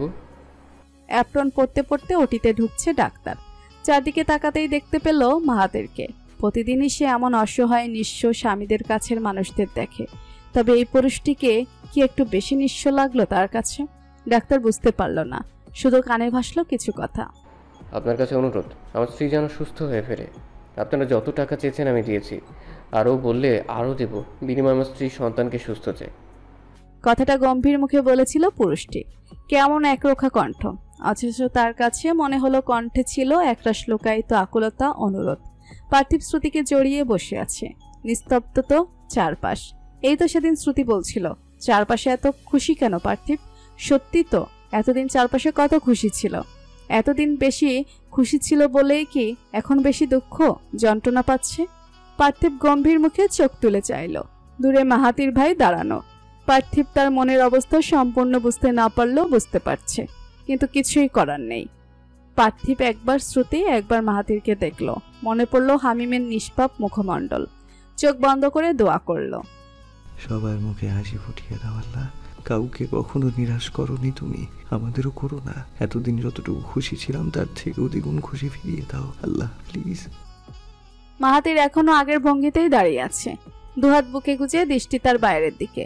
তাকে দেখে নিঃসন্দেহে কেউ ভেবে বসবে লোকটা হয়তো পরিবেশ পর্যবেক্ষণ করছে, কিংবা গাছপালা গুনছে, কিংবা বিল্ডিংও গুনতে পারে এত মনোযোগ দিয়ে। অথচ এসবের কিছুই মাহাতির করছে না। তার দৃষ্টি বাইরে থাকলেও মাথা মন সব জুড়ে কেবল একটাই নাম, বিভা, বিভা, বিভা। মাহাতির দৃষ্টি ফেরালো নিশ্চুপ হয়ে বসে থাকা পার্থিবের দিকে। শান্ত কণ্ঠে বলল, কতক্ষণ হয়েছে পার্থিব? পার্থিব ঘড়ি না দেখেই বলে দিল, কেবলমাত্র 35 মিনিট হয়েছে ভাই। শ্রুতি ঠায় পড়ে আছে পার্থিবের কাঁধে। সিজার তেমন ভয়ঙ্কর কোনো ব্যাপার নাই, প্রতিদিনই কত কত মানুষ সিজার করাচ্ছে। তবুও শ্রুতির কাছে ব্যাপারটা আতঙ্কের। মায়ের মৃত্যুই হয়তো তার একটি কারণ। শ্রুতি পার্থিবের পাশে তাকালো। তার শাশুড়ি তানহা এসেছেন। শাশুড়িকে দেখে এক দফায় কান্না শেষ শ্রুতির। এই সময় তানহার আসার কোনো কারণ ছিল না, তবুও নাকি চিন্তা হচ্ছিল বলে চলে এসেছে। এই খারাপ সময়ের মাঝেও ব্যাপারটা বেশ মুগ্ধ করলো শ্রুতিকে। নিজের শাশুড়ির প্রতি ভালোবাসা বাড়িয়ে দিল। পার্থিবের উত্তর শুনে মুখ ফেরালো মাহাতির। সময়ে যেন পুরাচ্ছে না। মাত্র 35 মিনিট হয়েছে। ডাক্তার বলেছিল সর্বনিম্ন 45 মিনিট, সর্বোচ্চ 1.5 ঘন্টা লাগতে পারে। মাহাতি নিজেকে আশ্বস্ত করতে চাইলো, এই তো আর কিছুক্ষণ, এরপরেই বিভা চলে আসবে। বিভা যাওয়ার পর থেকেই খারাপ ভালো নানান চিন্তা মাথায় খেলছে। সবকিছু ছাপিয়ে এবার বেশ অভিমান হলো। বিভা তাকে যাওয়ার সময় এইভাবে কেন বলল? তবে কি বিভা তাকে বিশ্বাস করে না? বিভা কেন বলল? আমার বাবার খেয়াল রাখবেন। মাহাতির কি খেয়াল রাখতো না? সে কি ভালোবাসে না নিজের ছেলেকে? ও কি এত খারাপ? খারাপ চিন্তা, রাগ, অভিমান মিলিয়ে মনটা কেমন বিষাক্ত হয়ে উঠল। মনটা ছিঁড়ে এনে ফেলে দিলে বোধহয় শান্তি পাওয়া যেত। পেরিয়ে গেছে আরো কিছু সময়। মাহাতির কপালে বিন্দু বিন্দু ঘাম জড়ো হচ্ছে। 50 মিনিট হয়ে এলো, কোনো খবর নেই কেন? সে যে আর পারছে না, ধৈর্য কুলাচ্ছে না। মাহাতিরের ডাকে আল্লাহ বোধহয় সহায় হলেন। সেই মুহূর্তে নার্স কিছু প্রয়োজনীয় জিনিসপত্র সহ ওটিতে ঢুকতে ঢুকতে হাসি মুখে বললেন, বেবিকে ভালোভাবে বের করা হয়েছে, কিছুক্ষণের মধ্যেই আমরা আপনাদের কাছে দিব। কথাটা যেন মাহাতিরের বুকে আশ্রে পড়ল। জোরে জোরে শ্বাস নিয়ে নিজেকে নিয়ন্ত্রণে আনার চেষ্টা করলো। পার্থিব উঠে মাহাতিরের কাছে গেল, কাঁধে হাত রেখে বলল, কংগ্রাচুলেশনস ভাই, বাবা হয়ে গেলেন, আর আমি ছোট আব্বু। মাহাতির পার্থিবের দিকে তাকিয়ে কি বলবে বুঝতে পারল না। চোখের পলক ফেলে কিছু বলতে চাইল, হাসার চেষ্টা করেও পারল না। পার্থিব হয়তো বুঝলো সামনের মানুষের মনের অবস্থা, বলল, রিল্যাক্স ভাই, আমাদের বাবা ঠিক আছে, আপাও ঠিক থাকবে, এরপর আমরা সবাই কিন্তু একসাথে ঘুরতে যাব। মাহাতির এবার হেসে দিল সামান্য, তবে মলিন ভাবে। পার্থিব আর ঘাটালো না। শ্রুতির দিকে তাকিয়ে লক্ষ্য করলো শ্রুতির মিশ্র প্রতিক্রিয়া। এমনিতে মেয়েটাকে উত্তেজিত মনে হচ্ছে, আবার চোখ জুড়ে নিজের আপার জন্য চিন্তা, হাহাকার। পার্থিব হাফ নিঃশ্বাস ছাড়ল, মায়ের কাছে গিয়ে বলল, মা, অসুবিধা হচ্ছে? কিছু লাগলে বলো। তানহা বেগম সরল, হাসলেন, মাথা নেড়ে জানালেন অসুবিধা হচ্ছে না। মাহাতির তাকিয়ে আছে ওটির দিকে। বাচ্চা পৃথিবীর আলো দেখেছে, কথাটা তাকে জিতিয়ে দিয়েছে। তবে এখনো সে নিজের হাড়জিতের মাঝামাঝিতে অবস্থিত। ভীষণ ক্লান্ত লাগছে, শরীর মন সব যেন ভেঙে আসছে। হঠাৎ বাচ্চার চিৎকারে চারপাশে এলোমেলো হয়ে গেল মাহাতিরের। মাহাতির ত্রস্ত পায়ে এগিয়ে গেল, সাথে উঠে এলো পার্থিব, শ্রুতি, তানহা সবাই। নার্স বেরোলো হাসি মুখে, কোল জুড়ে নবজাতক একটি শিশু। নার্স উচ্ছ্বসিত কণ্ঠে বলল, মাশাল্লাহ, আপনাদের 3.5 কেজি ওজনের সুস্থ ছেলে সন্তান হয়েছে। বাচ্চাটা তো কাঁদছিলই না। এরপর ডাক্তার পিঠে চাপড় দিতেই তার কান্না শুরু, এখন থামানো যাচ্ছে না। নিন। মাহাতির আগাতে পারল না। নিজের উপর বিশ্বাস হলো না বিন্দু পরিমাণে। সাথে বিভার বলে যাওয়া কথায় বিভার প্রতি অভিমানের সাথে সাথে নিজের প্রতি বিশ্বাসও হারালো মাহাতির। সবাইকে অপেক্ষা দিয়ে সে দূরে চলে গেল। পার্থিব বাবা খাওয়ারও সময় পেল না। বাচ্চার কান্না এগিয়ে গিয়ে সে কোলে তুলে নিল। অমনি দুপাশে এসে দাঁড়ালো তার মা এবং বউ। শ্রুতি বাচ্চাটার দিকে তাকিয়ে কথা বলতে ভুলে গেল, তাকিয়েই রইল। পার্থিবের অবস্থাও কিছুটা নাজেহাল, ভীষণ ভয় লাগছে। কি সুন্দর ফুটফুটে মুখ, সদ্য ফোটা গোলাপের মতো। তানহা মাহাতিরের ব্যাপারে গেল না, পার্থিবকে বলল, পার্থিব, কানে আজান দাও বাবা। পার্থিব নিজের বোকামতে অবাক হলো। আজান না দিয়ে কি করছিল সে? বাচ্চাটাকে বুকের সাথে মিশিয়ে উঁচু করে ধরে আজান দিল পার্থিব। আজান শেষ করে বাচ্চাটার টলমল মুখের দিকে তাকিয়ে বলল, কি বাবা, চিনতে পারছো? আমি তোমার ছোট আব্বু। ঠিক সেই মুহূর্তে সবাই শুনতে পেল নার্সের ব্যগ্র কণ্ঠ, হ্যালো, শুনছেন? আপনাদের পেশেন্টকে 1 ঘন্টা পর কেবিনে দেওয়া হবে, আর এই ওষুধগুলো কেউ নিচ থেকে নিয়ে আসুন। এমন অপ্রত্যাশিত হঠাৎ কথায় সবাই চমকে উঠল। সবার বুক থেকে সরে গেল বিশাল বড় ভারী এক পাথর। মাহাতির 2 সেকেন্ড চুপ করে বুঝতে চেষ্টা করলো নার্সের কথা। এরপর দ্রুত এগিয়ে নার্সের হাত থেকে প্রেসক্রিপশন নিয়ে বলল উত্তেজিত কণ্ঠে, বলল, আমি নিয়ে আসছি, আমি এক্ষুনি নিয়ে আসছি। যেতে যেতে মাহাতিরের মনে হলো সে জিতে গেছে। হ্যাঁ, মহান আল্লাহ তাকে জিতিয়ে দিয়েছে। ভাবতেই দুহাতে নিজের মুখ মুছে নিজেকে শান্ত করতে চাইল মাহাতির। বুকে অজানা সুখময় ব্যথা, অথচ মুখে হাসি ফুটতে চাইছে। মাহাতির উপরে তাকিয়ে স্বস্তির সাথে চোখ বন্ধ করলো। তার ভঙ্গিতে প্রকাশ পেল সৃষ্টিকর্তার প্রতি নীরব কৃতজ্ঞতা। শ্রুতি বিভার খবর শুনে পার্থিবের দিকে তাকাতেই পার্থিব হাসি মুখে বলল, কি বলেছিলাম শ্রুতি, বলেছিলাম না আমাকে বিশ্বাস করুন, আপা ফিরে আসবে। আপনি তো আমাকে বিশ্বাসই করলেন না, বসে বসে চোখের টাঙ্কি খালি করলেন। পার্থিবের কণ্ঠে দুষ্টমি। শ্রুতি ফিক করে হেসে ফেলল। শ্রুতির হাসিতে তার সব দাঁত বেরিয়ে এলো। শ্রুতি নিজের আনন্দ, খুশি, উত্তেজনা কমাতে তানহা বেগমকে জড়িয়ে ধরল। আবার তাকে রেখে এসে পার্থিবের কোলে থাকা বাবুর কপালে চুমু খেল। এরপর বাবু সহ পুরো পার্থিবকে পাশে থেকে জড়িয়ে ধরল। শ্রুতির কাণ্ডে পার্থিব হেসে ফেলল। মনে হলো চারদিকে শুধু খুশি আর খুশি। সে সৃষ্টিকর্তার কাছে দ্বিগুণ খুশি চেয়েছিল। পার্থিবের মনে হলো সৃষ্টিকর্তার শতগুণ খুশি ঢেলে দিয়েছে। চারপাশের আবহাওয়াটাতে শুধু শান্তি আর শান্তি। বিভাকে কেবিনে দেওয়া হয়েছে।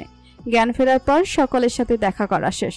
পার্থিব, শ্রুতি, তানহা, হাসিনা, সিদ্দিক সাহেব সকলের সাথেই বিভা টুকটাক কথা বলেছে।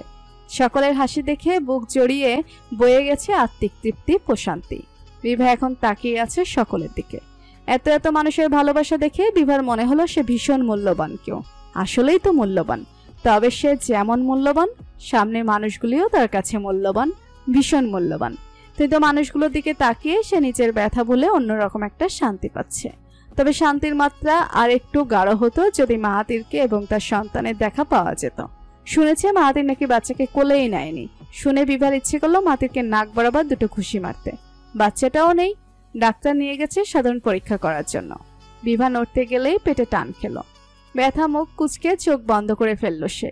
কিছু মুহূর্ত বাদেই বাচ্চার কান্নায় চোখ খুলে ফেললো বিভা। কেবিনে তখন শুধু শ্রুতি, পার্থিব। বিভা তাকিয়ে দেখলো নার্স বাচ্চাকে কোলে নিয়ে ঢুকলো। সাথে পেছন পেছন এলো এতক্ষণ যার তৃষ্ণায় বুকে রক্তক্ষরণ হচ্ছিল, সে কাঙ্ক্ষিত ব্যক্তি। বিভা মাহাতিরকে এক পলক দেখে বাচ্চার কান্নায় বাচ্চার দিকে চাইলো। নার্স বাচ্চাকে বিভার পাশে শুয়ে দিতেই বিভা ঘাড় উঁচিয়ে দেখতে লাগলো নিজের সন্তানকে। ছোট কোনো বাচ্চা খেলনা পেলে যেমন আনন্দ প্রকাশ করে, ঠিক সেভাবে খিলখিল করে হেসে উঠল বিভা। হাসি মুখে একবার মাহাতিরের দিকে তাকিয়ে আবার শ্রুতি, পার্থিবের দিকে তাকিয়ে বাচ্চার কপালে চুমু খেলো। উচ্ছ্বসিত কণ্ঠে বলতে লাগলো, বাবা, আমার বাবা, আমার ছেলে। মাহাতির চোখ জুড়িয়ে দেখলো তার স্ত্রীর সন্তানের হাসি মুখ। আর সে পরিপূর্ণ, তার জীবন পরিপূর্ণ। বাচ্চাটা কি সুন্দর মায়ের দিকে তাকিয়ে হাসছে। বিভার হাসির আওয়াজগুলো তার কানে এলো ভীষণ শ্রুতি মধুর হয়ে। তবে বাচ্চাকে এখনো কোলে নেয়নি সে। বাচ্চার দিকে তাকিয়েই মুখটা শুকিয়ে গেল, ভেতরটা ছেয়ে গেল নিদারুণ যন্ত্রণায়। শ্রুতি, পার্থিব বেরিয়ে গেল। বিভা এখনো বাচ্চার গালের সাথে নিজের গাল মিশিয়ে রেখেছে। কিছুক্ষণ পরপর চুমু খাচ্ছে। দৃষ্টি মাহাতিরের দিকে যেতেই থেমে গেল বিভা। কাতর চোখে চেয়ে রইল। ভালোবাসায় সিক্ত হয়ে বিভা বলল, এদিকে আসুন মাহাতির, বাবাকে কোলে নিন। বিভার এমন কথায় অভিমানে মাথা নিচু করে ফেললো মাহাতির। বিভা নিষ্পাপ সরল গলায় বলল, কি হলো? আসুন, আমি তো উঠে বসতে পারছি না। বসতে পারলে আমি নিজে আপনার কোলে দিতাম। মাহাতির এগিয়ে এলো। বেডের পাশে নিচু হয়ে দেখতে লাগলো নিজের সন্তানকে। বিভা হাসি মুখে বলল, কোলে নিন মাহাতির, আপনারও বাচ্চাও। কথাটাই কি প্রকাশ পেল মাহাতির জানে না। অধিকার, আত্মবিশ্বাস যেন উড়ে উড়ে ভর করলো তার ওপর। নিজের সন্তানকে তুলে নিল দুহাত। বিভাই তুলে দিল। বাচ্চাকে বুকে জড়িয়ে ধরতেই যেন বুকের ভেতর উথাল পাথাল শুরু হলো। নিজের সন্তানের এমন নির্মল ছোঁয়ার মাহাতিরের ইচ্ছা করলো বাচ্চাটাকে চাপটে ধরতে। তবে তা করা যাবে না, তাই তো আলতো করে বুকের সাথে চেপে ধরল। একবার বাচ্চাটার দিকে তাকাতেই দেখতে পেল মার্বেলের মতো চোখ নিয়ে তাকিয়ে আছে তার দিকে। মাহাতির ভীষণ যত্ন নিয়ে নিজের সন্তানকে চুমু খেতেই তার চোখের কোণ বেয়ে পড়ল দুফোঁটা অশ্রু। অশ্রুকণা হয়তো পড়ল কিছু ঘন্টা আগে জন্ম নেওয়া নবজাতকের মাথায়। তাই তো আবার গলা ফাটিয়ে চিৎকার শুরু করলো। বাচ্চার এমন চিৎকারে সকল ভালো লাগায় ভাটা পড়ল। নিজের সন্তানের দিকে বুড়ো কুচকে চেয়ে রইল মাহাতির। বিবাহ এসে ফেলল মাহাতিরকে দেখে। বাহিরে বসে আছে শ্রুতি। পার্থিব তাকে খাইয়ে বাসায় গেছে, একটু আসবে হামিমকে নিয়ে। এরপর তারা একসাথে চলে যাবে বাসায়। রাতে মাহাতির থাকবে। বিবাহকে ছাড়া হবে 5 দিন পর। শ্রুতি তাকিয়ে দেখলো মাহাতির বেরিয়ে আসছে। এসে তার পাশেই বসলো। শ্রুতি তাকিয়ে রইলে মাহাতির নিজ থেকেই বলল, ডাক্তার বলল ওরা এখন একটু ঘুমোবে। শ্রুতি চুপ করে রইল। এরপর নিজে থেকেই সে বলল, আমি জিতে গেলাম ভাইয়া। শ্রুতির কণ্ঠে খুশি উপচে পড়ছে। মাহাতির শ্রুতির দিকে তাকাতেই দেখতে পেল মেয়েটা খুশি নিয়ে তাকিয়ে আছে। শ্রুতি আবারও বলল, আপাকে ভালোবাসার চ্যালেঞ্জ আমি জিতে গেলাম। মাহাতির সরুভাবে হাসলো, হেসে মাথা নিচু করলো। শ্রুতি ফের বলল, শুধু জিতিনি, একদম ভালোভাবে জিতে গেছি। আপনি মারাত্মকভাবে ভালোবেসে ফেলেছেন, আর আমি মারাত্মকভাবে জিতে গেলাম। মাহাতির তার পাশের পাজি মেয়েটাকে কি বলবে বুঝতে পারল না। অবশ্য তার মুখ থেকে সরুও হাসি ছড়ছে না। শ্রুতি বলল, মাঝে মাঝে হেরে যাওয়া ভালো, কিন্তু আমি সবসময় জিতে যাই। বাবার সাথে জিতেছি, আপনার সাথেও। শ্রুতির উচ্ছ্বাস থামছে না। মাহাতিরও এবার ভালোভাবেই হেসে ফেলল। সিদ্দিক চলে গেছেন বিভার নিজেদের নাতিকে দেখে। তানহা বেগমকেও পার্থিব নিয়ে গেছে। মাহাতির শ্রুতিকে বলল, খেয়েছো কিছু? নিয়ে আসি। শ্রুতি হাত ছেড়ে বলল। পার্থিব খাইয়ে দিয়ে গেছে, এবার অন্তত আপনি কিছু খেয়ে নিন, নয়তো আপার কাছে বলে দিব। হামিম বাসায় শ্রুতি পার্থিব কাউকে না পেয়ে জোরে জোরে কান্না করেছে শুনে শ্রুতির মনটা হালকা খারাপ হলো। তবে এত খুশির মাঝে মনটা বেশি খারাপ করতে পারল না। হাসি মুখে হামিমের মাথায় হাত বুলিয়ে দিল। হামিম বিভার দিকে আসতে বিভা চোখ ভরে নিজের ভাইকে দেখল। ভাই তাই দাঁড়িয়ে আছে। এত এত খুশির মাঝে এই খুশিটাও বিভার মন আরো ভালো করে দিল। কানে শোনার থেকে চোখে দেখা এত ভালো লাগছে কেন? বিভা কিছুক্ষণ নিজের ভাইকে আদর করে টুকটাক কথা বলল। এরপর পার্থিব, শ্রুতি, হামিম সবাই তার কেবিনে রইল। যাদের অনুপস্থিত ছিল তা অপূর্ণ হলো। মাহাতির বাবুকে নিয়ে ঘরে ঢুকতে শ্রুতি কোলে নিল, বাচ্চাটার সাথে খেলতে লাগলো। বাচ্চাকে নিয়ে হামিমের কাছে গেলে হামিম ভীষণ অসহায় কণ্ঠে বলল, এটা তো মুরগি না, হাতিও না। মাহাতির হতাশ হলো। এই ছেলে আবার শুরু করেছে। মাহাতির মনে হলো হামিমকে তো স্কুলে ভর্তি করানো হয়নি। ভর্তি করালে পড়ালেখায় সবসময় ভালো করবে ছেলেটা। সে কবে কার কোন কথা এখনো ধরে বসে আছে, নিশ্চয়ই পড়ালেখাও ভুলবে না। মাহাতির তাও খুশি হলো। ব্যাপারটা মুরগিতে আছে, মুরগি তো থাকাই ভালো। ভাগ্য ভালো তাকে এসে জাপটে ধরে বলেনি হাতির বাচ্চা দাও। শ্রুতি হামিমের কথা বুঝল না, ঘরে থাকা কেউই বুঝল না। শ্রুতি ভূতা মুখে বলল, বাচ্চা মুরগি কেন হবে ভাই? ও তো আপার বাচ্চা, মানুষের বাচ্চা মুরগি হয়? হামিমের সাথে যেন শ্রুতিও অবুঝ হয়ে গেল। হামিম শ্রুতির উত্তর দিল না, গম্ভীর মুখে হেঁটে গিয়ে বসলো চেয়ারে। হামিমকেও আর কিছু বলা হলো না। শ্রুতি বলল, আচ্ছা ওর নাম কি হবে? পার্থিব হতাশ গলায় বলল, আপনি এত এত নাম দেখলেন অথচ কোনো নামই আপনার পছন্দ হলো না? না হয়নি তো এখন। বিভা হাসি মুখে বলল, ওর নাম মাহতিম। ভালো না এটা? পার্থিব হাসি মুখে উত্তর দিল, মাহাতির ভাইয়ার ছেলে মাহাতিম। Wow, great. শ্রুতিও খুশি হলো। নিজের কোলে থাকা বাচ্চাটার গাল আঙুল দিয়ে নাড়িয়ে দিয়ে বলল, কি মাহতিম বাবা, পৃথিবীতে এসে কেমন লাগছে আমার আব্বুটা? বলেই দুগালে সময় নিয়ে চুমু খেলো শ্রুতি। ঠিক তখনই কান্নার আওয়াজে মুখ তুলে ফেললো শ্রুতি। কি, বাচ্চাটা তো কাঁদছে না, তাহলে কাঁদছে কে? তখনই পেছনে ঘুরে দেখলো হামিম নিজের পা দিয়ে মেঝেতে বাড়ি দিচ্ছে আর কাঁদছে। সবাই ভীষণ অবাক হলো। বিভা উতলা কণ্ঠে বলল, হামিম এদিকে আসো। কি হয়েছে, কাঁদছো কেন ভাই? হামিম সত্যি সত্যি উঠে এলো। তবে বিভার কাছে না গিয়ে মাহাতির কোমর জড়িয়ে বলল, নড়াচড়া হাতি এনে দাও, আমার পেটে প্লিজ দাও। সবাই ভেবাচেকে খেয়ে তাকিয়ে রইল। মাহাতির ফ্যাল ফ্যাল করে তাকিয়ে রইল নিজের শালার দিকে। এইটাই হয়তো বাকি ছিল। বিভা হামিমকে ডাকলো, হামিম এদিকে আসো, আমাকে বলো, আমি এনে দেবো। আর তোমার হাতি লাগবে কেন? হামিম বেডের পাশে এসে বেডের সাইডে থাকা শক্ত অংশ আঁকড়ে ধরল। গড়গড় করে বলল, একদিন বড় ভাইয়া এসে আমাকে বলল সে নাকি পা হবে আর আমি মামা। এরপর বলল আমি খুশি নাকি। তারপর বলল বাবু সে তোমার পেটে কি হবে যে তোমার পিছে হাঁটবে। আর বলল আর গুলা বলল। বিভা হতভম্ব হয়ে নিজের ভাইয়ের কথা শুনল। একবার মাহাতিরের দিকে তাকাতে গিয়েই চোখে পড়ল শ্রুতি তার বাচ্চাকে পার্থিবের কোলে দিয়ে নিজে চেয়ারে বসে হাসছে। বিভাকে আরেকটু হতভম্ব করতে হামিম বলতে শুরু করলো, তোমার পেটে মানুষের বাচ্চা, আমার পেটে হাতির বাচ্চা তো দিতে পারো। আমার একটা নড়াচড়া করা হাতি লাগবে, কেন দিচ্ছে না? বলেই মুখ ভেঙে কেঁদে ফেললো হামিম। মাহাতির হতাশার শ্বাস ফেলল। এখন সে একদম নিশ্চিত যে এই ছেলে ক্লাসে টপ করবে, অবশ্যই করবে। ক্লাসের বাকি ছেলেদের কথা ভেবে দুঃখী হলো মাহাতির। বিভা চোখ বন্ধ করলো। তার নিজেরও ভীষণ হাসি পাচ্ছে। শ্রুতি তো কুটকুট করে হেসেই যাচ্ছে। হাসি থামিয়ে কোনো মতে বলল, এই কারণে তুই এত হাতির বাচ্চা করিস? বলে আরেক দফা হাসা শুরু করলো সে। হামিম মুখ গোমরা করে মাহাতিরের হাত টেনে পড়ল, দিবে না হাতির বাচ্চা, আমাকে এত কিছু দাও, একটা হাতির দাও। আমার হাতির নাক অনেক ভালো লাগে, ধরে হাতিকে রাবো আমি, তাই ও চাচ্ছি। শ্রুতি এবার শব্দ করে হেসে দিল। হামিমকে কাছে ডেকে বলল, শুধু বড় ভাইয়ার কাছে চাচ্ছ কেন? ছোট ভাইয়ার কাছেও চাও। বড় ভাইয়া না হয় হাতি দেবে, সে না হয় কাঠবিড়ালি দেবে। উৎসুক হয়ে বলল হামিম। শ্রুতি হাসতে হাসতে বলল। দিতেও পারে। হামিম এবার পার্থিবের কোমর জড়িয়ে ধরল। পার্থিব হতবাক হয়ে চেয়ে রইল শ্রুতির দিকে। তাকে ফাঁসানোর কোনো দরকারটা ছিল? হামিম বলল, একটা কাঠবিড়ালি দিবে ভাইয়া? হাতি তো বেশ ছিল হামিম, কাঠবিড়ালি কেন চাই? তাই আমি কাঠবিড়ালিকে জিজ্ঞেস করবো যে কাঠবিড়ালি বিড়ালি পেয়ারা তুমি খাও, মুড়ি খাও, ভাত খাও, তাই লাগবে। মাঝে আবৃত্তির মতো করে বলল হামিম। হতাশের ওপর আরেক ধাপ হতাশ হলো পার্থিব। কাজী নজরুল ইসলামের কি খুব দরকার ছিল কবিতাটা তৈরি করার? নয়তো এজেটটায় বেঁচে যেত সে। মাহাতির পার্থিবের কাছে ঘ্যান ঘ্যান করতেই লাগলো দুজন। অন্যদিকে বিভা শ্রুতি হেসেই যাচ্ছে।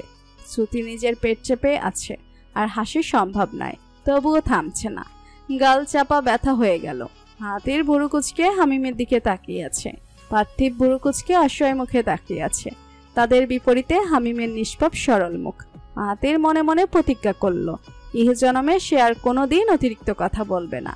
এমনিতে তো তার মুখ দিয়ে কথা বেরোয় না, ওই দিন কেন বেরিয়েছিল? আবহাওয়ার বদল ঠান্ডা চোখে দেখছেন আমিন শিকদার।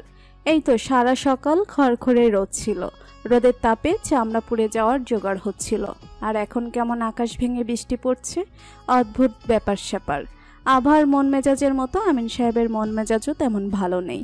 ইদানিং সে কেমন যেন হয়ে গেছে। কোনো কিছুই তাকে আকর্ষণ করে না, দুনিয়াবি কিছুই তাকে খুশি করতে পারে না।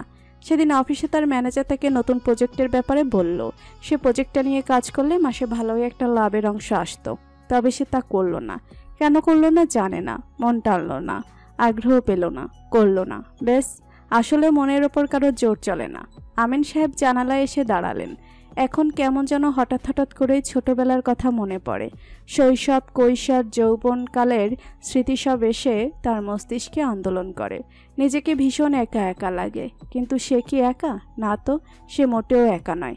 এই তো পেছনেই তার স্ত্রী শুয়ে আছে, হয়তো ঘুমিয়েও পড়েছে। স্ত্রী আছে, 3 ছেলে আছে। একা কোথায়? তবে আসলেই কি তারা আছে? আগের কথায় একটু ভুল হলো। তার স্ত্রী নয়, এটা তার দ্বিতীয় স্ত্রী। 3 ছেলে নয়, তার সন্তান 2 মেয়ে 1 ছেলে। আমিন সাহেব হঠাৎ করে ভীষণ অস্থিরতা অনুভব করলেন। মাথার ভেতর সব কেমন ছিড়িয়ে ছটিয়ে যাচ্ছে। কিছুর হিসাবই সে মেলাতে পারছে না। সে মানতে চাইছে তার সব কিছু আছে, অথচ কোথাও থেকে চিৎকার ভেসে আসছে যে নেই, তার কিছুই নেই। আমিন শিকদার তার কেনা শখের ইজি চেয়ারে মাথা হেলিয়ে দিল। চোখ বন্ধ করার সাথে সাথে ভেসে উঠল তাহিরা আর তার যৌবনকালের প্রেমের কিছু মুহূর্ত। আমিন সাহেব স্বস্তি পেলেন না। আজকাল তাহিরা, মা, বিভা, শ্রুতি, হামিম সবাই বড্ড জ্বালাতন করছে। তার মাথায় পোকার মতো গিজগিজ করছে। একটু একটু করে তার মাথায় কামড় বসাচ্ছে আর ভাবনার অভ্যন্তরণে প্রবেশ করছে। আমিন শিকদার এইবার একটা ভয়ঙ্কর কাজ করলেন। উঠে গিয়ে আলমারি বের করলেন। এখানে একটা পুরনো অ্যালবাম আছে। তাহিরা বানিয়েছিল শখ করে, সে আর ফেলেনি, রেখে দিয়েছে যত্ন করে। কারণ তাহিরার সাথে তার তেমন ঝগড়া বিবাদও হয়নি যে ফেলে দিবে। সে তো ভেবেছিল সে তার 2 স্ত্রীকে নিয়েই থাকবে। অ্যালবাম বের করতেই তাহিরার হাসি মুখের একটি ছবি ভেসে উঠল চোখের সামনে। তাহিরার কোলে শ্রুতি, পাশে বসা বিভাকে তাহিরা 1 হাত দিয়ে জড়িয়ে আছে। আমিন সাহেবের হঠাৎ করে মনে হলো এই পৃথিবীতে এই 3 জনের সৌন্দর্যের কাছে সকল সৌন্দর্য হেরে যাবে নিঃসন্দেহে। সিজারে 5 দিনের মাথায় রিলিজ দেওয়ার কথা থাকলেও বিভাকে রিলিজ দেওয়া হলো 4 দিনের বেলাতেই। একদিন মাহাতিরি ছিল বিভার কাছে, কখনো হাসিনা, কখনো শ্রুতি খাবার নিয়ে এসেছে। পার্থিবের চলাচল তো ছিলই। বিভাকে ধীরে সুস্থে বাসায় আনা হলো।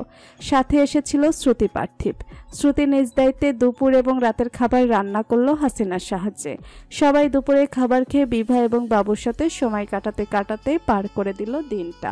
পার্থিবকে অবশ্য কাজের তাড়নায় আগেই চলে যেতে হলো। সন্ধ্যাবেলায় শ্রুতিও চলে গেল। এর মধ্যে মাহাতিরও বেশ কয়েকদিনের ছুটি পেয়ে গেছে। ছুটি পেয়ে সে অন্যরকম এক স্বস্তি অনুভব করলো। বিভা পুরোপুরি সুস্থ নয়। এই সময়ে তাকে সাহায্য করতে পারবে, নিজের সন্তানের সাথে সময় কাটাতে পারবে। এর থেকে স্বস্তির আর কি হতে পারে?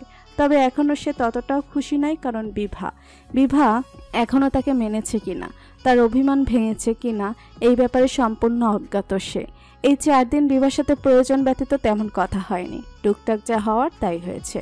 তবে কথা শিগগিরই মাহাতির বলেনি, সাহসও ওঠেনি।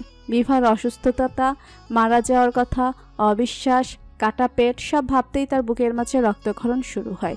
বিভার সকল ব্যথা নিজের মধ্যে নিয়ে যেতে ইচ্ছে করে। আচ্ছা, বিভাকে দেখে মাহাতির যে মনে মনে কতটা ভেঙে পড়েছে তা কি বিভা জানে? বিভার অসুস্থতা মাহাতিরকে যে কতটা পুড়িয়েছে তা কি বিভা জানে? মাহাতির যে বিভার চোখে চোখ রাখতে পারে না তা কি বিভা জানে? বিভা যদি এখনো তাকে বিশ্বাস না করে, তার ভালোবাসায় বিশ্বাস না করে, ভাবতেই তার চারপাশটা অসহ্য যন্ত্রণায় ছেয়ে গেল। মাহাতির ঘরে ঢুকতেই দেখলো তার ছোট্ট মাহাতিম ঘুমিয়ে আছে, বিভা মাঝে। মাহাতিম বিভার এক পাশে, ছেলের দিকেই চেয়ে আছে বিভা। বিভা মাহাতিরকে দেখেও তেমন কিছু বলল না, সে বসেছিল, শুতে চেষ্টা করলো। মাহাতির তা বুঝতে পেরে এসে বিভাকে ধরে শুয়ে দিল। বিভা মাহাতিরের দিকে তাকিয়ে চোখ নামিয়ে নিল। কি অবস্থা হয়েছে মানুষটার! এলোমেলো রুক্ষ চুলগুলো কিছুটা বেড়েছে, সাথে গালে চাপ দেহগুলোও আরো কিছুটা বড় হয়ে মুখের গাম্ভীর্য বাড়িয়ে দিয়েছে। আগে ঘুরতো নির্লিপ্ত মুখভঙ্গি নিয়ে, এখন ঘুরে গাম্ভীর্যের আবরণ পড়ে। মাহাতির বারান্দায় গিয়ে দাঁড়ালো। বিভা কিঞ্চিত অবাক হলেও তেমন কিছু বলল না, পাশে তাকালো নিজের ছেলের দিকে। অন্য পাশের কোলবালিশ আরো কিছুটা ঠেসে দিল বাচ্চার গায়ের সাথে। এরপর বুকের উপর আলতো হাত দিয়ে ঘুমানোর চেষ্টা করলো। বেশ কিছুক্ষণ বাদে বিভা অনুভব করলো মাহাতির তার পাশে শুয়েছে। বিভা সোজা হয়ে শুয়ে আছে। মাহাতির তার গা ঘেঁষে শুয়ে বলল, বিভা ঘুমিয়েছ? বিভা ভাবলো উত্তর দিবে না, তবুও বলল, না। আমি তোমার পেটের উপরে হাত রাখি, একটু জোরে ধরবো না। মাহাতিরের এমন অনুরোধ বিভা আশা করেনি, চোখ বন্ধ করেই বলল, ধরুন। মাহাতির সাথে সাথে হাত বাড়িয়ে বিভাকে আগলে নিল, গলায় মুখ গুজে জড়িয়ে রইল। তলপেটের ক্ষতের দিকেও খেয়াল রাখলো। বিভা চোখ পিটপিট করে চেয়ে রইল ফ্যানের দিকে। কি হচ্ছে তার মাথায় ঢুকছে না। কিছুক্ষণ বাদেই বিভা তার গলা ভেজা ভেজা অনুভব করলো। ব্যাপারটা তার বোধগম্য হতেই মধ্যম আওয়াজে চেঁচিয়ে উঠল, মাহাতির, এই মাহাতির। মাহাতির উত্তর দিল না, নিজের মুখ আরো গুজে দিল গলায়। বিভা উদ্গ্রীব কণ্ঠে বলল, মাহাতির, মাথা তুলুন, আপনি কি কাঁদছেন? মাহাতিরের কোনো রকম প্রতিক্রিয়া না পেয়ে হাত উঠিয়ে মাহাতিরের মুখ সরাতে চাইল। কোনো রকমে সরিয়ে দিয়ে বিভা দেখলো মাহাতিরের মুখের অবস্থা নাজেহাল। চোখের পানির ছাপ স্পষ্ট দুগালে। কান্নার কারণে চোখ লালাভ বর্ণ ধারণ করেছে, নাকও সামান্য লাল হয়ে আছে। মাহাতিরের এমন অবস্থা দেখে বিভার বুকটা ধক করে উঠল। বিভা উতলা কণ্ঠে প্রশ্ন করল, আপনি কাঁদছেন কেন? মাহাতির কিছু না বলে উঠে যেতে চাইল। তার আগে বিভা অন্য হাত মাহাতিরের গালে রেখে আটকে ফেলল। আদর করে প্রশ্ন করল, কি হয়েছে মাহাতির? আমাকে বলুন, কাঁদছেন কেন আপনি? বিভার ভালো কথাতেও মাহাতিরের ভেতর জেদ চাপলো, বলল, আমার আরো 10টা বউ আছে, ওদের খুঁজে পাচ্ছি না, তাই কাঁদছি। বিভা বুড়ো কুচকে নিল। মাহাতির প্রথমে রাগ করে জেদ থেকে বললেও এবার নমনীয় হয়ে গেল। ভাবলো এবার সে বলবে, মনের কথা বলল, তোমার জন্য কাঁদছি বিভা, আর কার জন্য কাঁদবো? তুমি কেন বুঝো না আমাকে? কেন আগের মতো ভালোবাসো না? তুমি আমার ভালোবাসাকেও বিশ্বাস করো না। ওটিতে ঢোকার আগে কী সব আজে বাজে কথা বললে। তুমি জানো না তোমার কথায় আমার খারাপ লাগতে পারে, কষ্ট হতে পারে। তুমি ছাড়া এই দুনিয়ায় কী আছে আমার? তবুও তুমি আমার সাথে এমন করো, আমার ভালো লাগে না বিভা। তুমি জানো না আমি কয়েকদিন কীভাবে ছিলাম? প্রথমে তো ওটি, পরে এমন কাঁটা পেট, তাজা ঘা, সব মিলিয়ে আমার কেমন লেগেছে আমিই জানি। বিভার মনে হলো কোনো বাচ্চা তাকে অভিযোগ করছে। লোকটার কথা এত মায়া লাগে কেন? মায়াবতীর কোনো পুরুষবাচক শব্দ নেই কেন? শব্দ থাকলে ভালো হতো, এই মানুষটাকে নিঃসন্দেহে দেওয়া যেত। মানুষটার কথা প্রথমে অবাক হয়ে শুনলেও পরে মুচকি হাসল বিভা। পাশের হাত বাড়িয়ে গালে দিল, বলল,